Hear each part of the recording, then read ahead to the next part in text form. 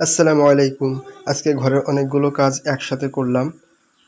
প্রথমে টাইগার মুরগিগুলো যেখানে রয়েছে ওখান থেকে নেটগুলো সরিয়ে নিলাম। তাদের পাশের যে বেড়াগুলো আছে সেগুলো সরিয়ে নিলাম। সরানোর পরে মুরগিগুলোর জায়গা একটুখানি এই সাইডে বাড়িয়ে দেবো। আর যেখানে বর্তমানে রয়েছে ওখানে একটু জায়গা আমার প্রয়োজন, এই কারণে ওখান থেকে ওদেরকে সরিয়ে নেব। তো আমি ভালোভাবে খুঁটিগুলো পুঁতে নিচ্ছি।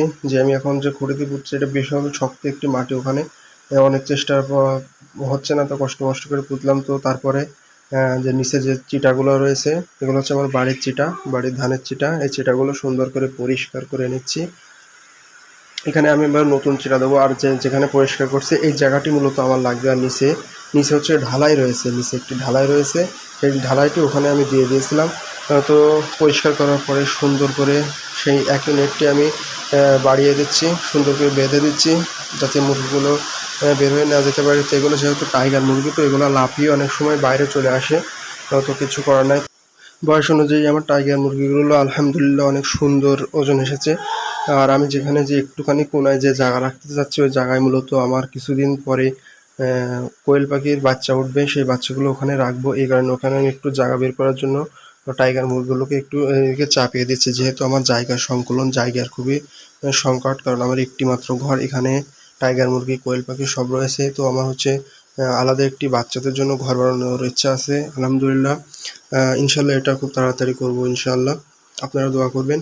আর এগুলো সুন্দর করে বাঁধার পরে এখন বর্তমানে যে মুরগিগুলো দেখতে পাচ্ছেন ওইখানে আমি মূলত পরিষ্কার করে কোয়েল পাখির বাচ্চাগুলো রাখবো। তো আর এখানে হচ্ছে আমার ৬টি কোয়েল পাখি ছিল, এই পাখির ট্রেটাও পরিষ্কার করে নিলাম সুন্দর করে।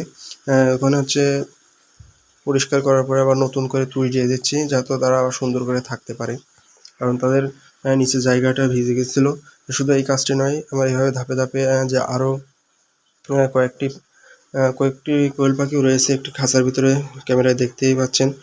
সেই খাঁচার কোয়েল পাখিগুলো হচ্ছে আমার পরিষ্কার করতে হবে। তা পরিষ্কার করার পরে নিচে আমি তুষ দিয়ে দিচ্ছি যাতে তাদের মলগুলো এখানে পড়লে সহজে শুকনো থাকে, প্যাচপ্যাচে হয়ে গেলে গন্ধ হয়, এতে কোয়েল পাখিগুলোর অসুবিধা হয়। এ কারণে আমি তুষ দিয়ে ভিতরে তুষ দিয়ে দিচ্ছি ট্রেতে, তারপর সুন্দর করে পরিষ্কার করে নিচ্ছি। তারপর সুন্দর করে পরিষ্কার করে নিচ্ছি, কারণ পরিষ্কার পরিচ্ছন্ন না থাকলে রোগবালাই স্বাভাবিকভাবে এসেই যাবে। এই কারণে সবসময় পরিষ্কার পরিচ্ছন্ন থাকতে হবে। পরিষ্কার পরিচ্ছন্ন থাকলে খামার অনেক রোগমুক্ত থাকবে ইনশাআল্লাহ। এই কারণে আমি সবসময় পরিষ্কার রাখার চেষ্টা করি। আর পরিষ্কার থাকলে নিজের কাছেও দেখতে অনেক ভালো লাগে, আর নিজের কাছে যেটা দেখতে ভালো লাগে সবার কাছেও সেটা দেখতে ভালো লাগবে আশা করি। তো এরপরে হচ্ছে আমি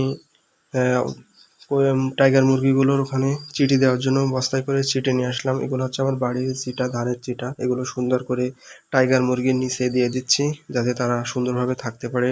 এখানে তারা হাঁসরায়, দেখতেও অনেক সুন্দর লাগে। তো আমি আস্তে আস্তে পুরো জায়গাটা এভাবে চিটা দিয়ে দিচ্ছি। আর পাশে আমি যেখানে দাঁড়িয়ে রয়েছি ওখানে কোয়েল পাখি থবো। তো সবাই ভালো থাকবেন, সুস্থ থাকবেন। আসসালামু আলাইকুম ওয়া রাহমাতুল্লাহ।